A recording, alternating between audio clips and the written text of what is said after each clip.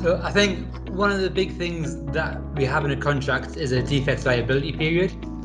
And with that, they normally do a retention. So generally there's a 10% retention on a project, which is basically 10% of the value is kept by the client.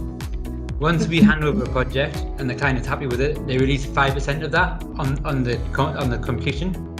The other 5% of that money is then retained for 12 months or whatever that defects liability period is. So whether that's 6 months, 12 months, 24 months. So basically, within that time, the client they have a contract with us to state that if there's any problems with the workmanship or the quality of the materials, and if something falls apart or there's something that they're not happy with, we have an obligation to go back there and repair it. And obviously, at the end of the 12 months or whatever it is for the defects liability period, if you run out of 5% cash, we need to go and fix that problem. So generally, while we're going through a project, our guys on site try to do snagging lists, and they try to kind of find any problems in quality. Obviously, Doe has their check on the designs to make sure there's going to be no kind of problems with the design of it, so that when we hand over the client, there's very, very few snags. Obviously, then the operations manager generally does a snag before we hand over the client. So generally not that often.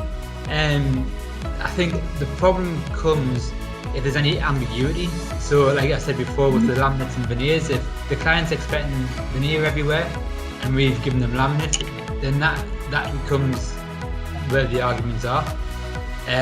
So that generally then goes back to the contract of the priority of documents. Do you what was it in the documentation at the tender stage? Was it laminate? Was it veneer, sort of thing? Does that answer your question? Yes.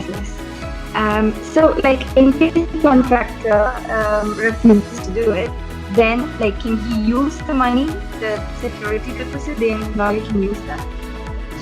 Yes, the client can. So we have guarantees with the bank.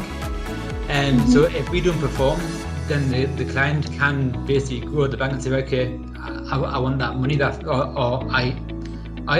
the other way around. We can turn around to they can turn around to the contract and say, we're not going to give you this additional 5%, and that does happen. I mean, I've never had it done to me before or to this company, but it does happen where they just say, I'm not happy with it, I'm keeping that 5% for myself, and then they pay another contractor. One of the other things that can happen in contracts as well is basically there's a clause in there. So if a contract is not performing, they can revoke that contract, that part of the clause in the contract to say we'll get another contractor to carry out the works, and then we'll actually countercharge you to carry out those works. It depends on how the contract is written, but generally they have maybe 5 days. The client gives the contractor 5 days to go and repair those things. If they haven't repaired them, then they'll get a price from a contractor. Generally, they have to get 3 prices, and then that contractor does the works, and you basically just send that invoice to the subcontractor, and they have to pay for it.